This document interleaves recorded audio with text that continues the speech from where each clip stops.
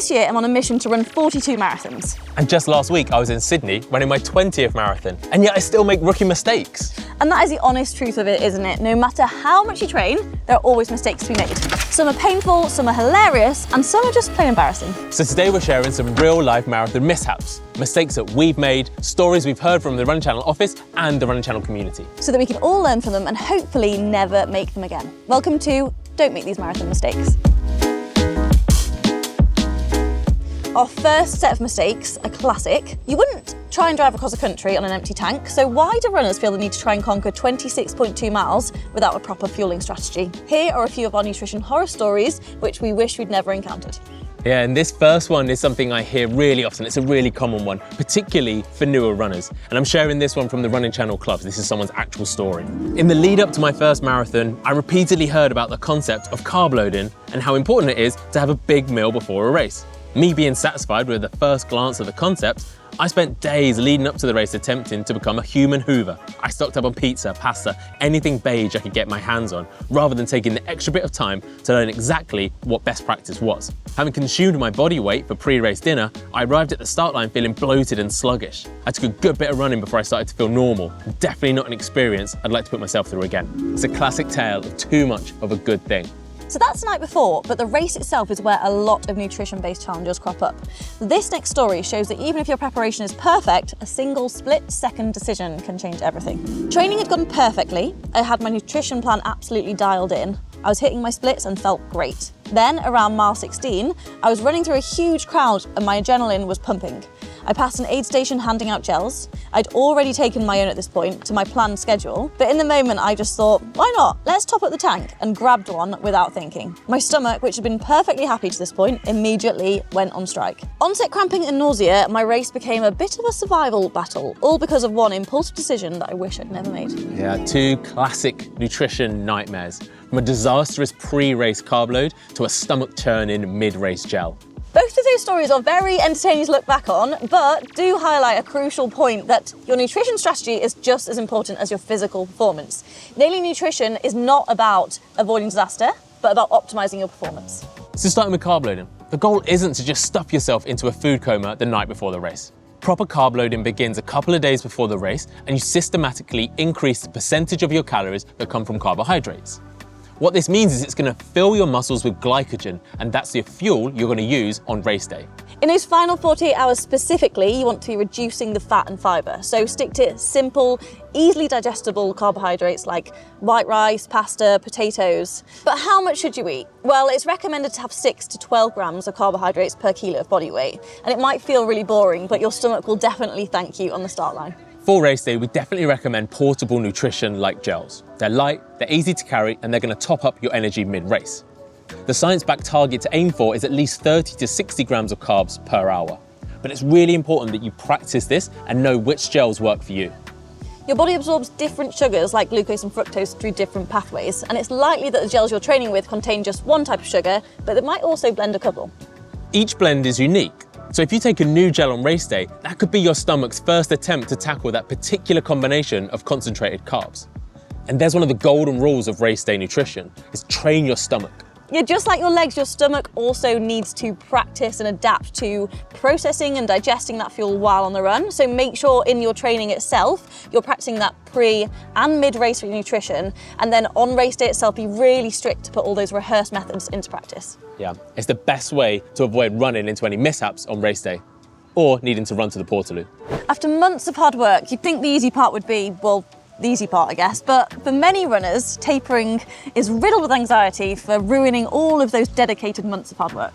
Yeah, even if you've perfectly followed a training plan session by session, the emotions of your upcoming race can make you take matters into your own hand and go a little off-piste. Being so close to race day, taking time off just felt unnatural. I mean, I even felt like I was getting unfitter after not running for a few days. With the marathon only a few days away, and worried I was losing fitness, I decided to take on one final race pace workout under the justification that it would be good to dial in my race pace one final time. A few days later, I arrived at the start line with heavy, tired legs. That confidence booster had just topped up the fatigue that tapering was meant to take away. Yes, such a super easy mistake to make, and the reality is that it's such a common one as well. Just as common, however, is the complete opposite reaction. I heard taper and I thought, permission to become at one with my sofa. I stopped running completely for the final week with the justification that I was storing up energy like a bear hibernating for winter. It was a glorious week of doing absolutely nothing until suddenly it was race day. Putting on my race kit, I felt like I'd forgotten how to run. The first few miles of the race were a real shock to the system, like trying to cold start an engine. Whether you're the runner who panics and does too much, or the one that grinds to a complete halt, the results are the same. You don't feel your best on the start line. The most important thing to remember is that you're not going to gain any more fitness in those final couple of weeks. The point of tapering is to shed fatigue, while your body repairs its muscles and fully stocks all of its energy stores. Yeah, so the best way to do this is to be gradually reducing your mileage, but actually still keeping in some quality. So you want to be running a bit less each day, but still moving your legs. So maybe that's doing some strides, maybe that's doing a few blocks at race effort. And the idea is that you're keeping sharp, but not feeling sluggish. Trust the process. You're putting all the hard work, so now just try and focus on staying healthy and get you to that start line in your top condition, ready for the big race itself. You've nailed your nutrition, you perfected your taper, and your body is a temple. But a temple can still be brought down by a bad pair of socks. Yeah, you've guessed it. We're talking about equipment. And boy, do we have some stories to tell.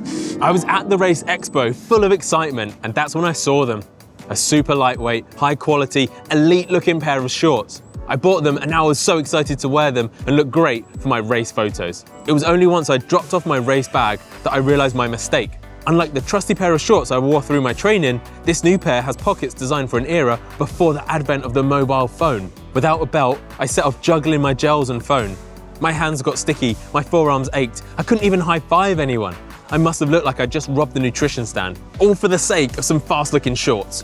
And equipment isn't just about new purchases that can cause issues. Sometimes even the tools you practice with can cause problems. My trusty watch had carried me through the entire training program, instant, reliable feedback every step of the way.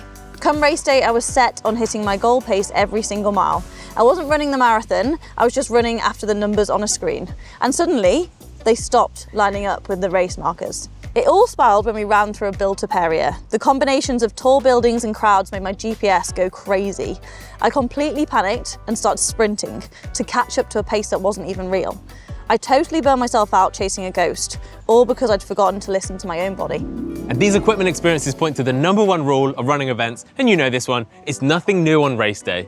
Yeah, and that isn't just shoes, it's also shorts, socks, belt, vest, anything, any new item is a risk, so that's chafing, blistering, and as we've just seen, a catastrophic lack of pockets. And the best way to deal with this is to treat all of your final long runs like dress rehearsals. So anything that you might want to wear or carry on race day, take it with you on those runs. If you feel discomfort or anything doesn't feel quite right, you've got time to deal with it before the big day. And while you're planning what to take with you, it is super important to become an expert on the course itself. Knowing what time you're going to go through certain mile markers or landmarks or aid stations can be really helpful to preempt a bit of panic when it becomes busier or there's a lack of service on the course. And it's really important to run your own race. Your watch is a tool, but it's not the boss. In areas where it's hilly or the GPS is off because it's built up, or just because the crowd's really loud and it's really exciting and you speed up, it's really important to trust your own internal clock. A consistent effort is way more important than a consistent number on a screen. So there you have it, the marathon mistakes that you need to avoid. And if there's one single thread that ties all of these stories together, it's this: the marathon rewards preparation and punishes panic. Yeah, and I love that line. Marathon success comes from smart, consistent decisions that build up in the weeks leading into your race, and then having the confidence to trust them on the day. Exactly, it's not about being perfect, because no race ever is. It's about being prepared. To learn from every run, to prepare and plan for everything that you can control, and the wisdom to adapt to anything that you can't. So we've shared a handful of experiences today, but we know that some of the best stories are going to come from you guys. So in the comments below, let us know some of the best stories that you've heard of the biggest mistakes that people have made in marathons. Thank you so much for watching. If you did like this video, then please do give us a thumbs up and also subscribe to the channel. And if you want to see some of these tips in action, then check out where Mark took on the first ever Sydney Marathon Major.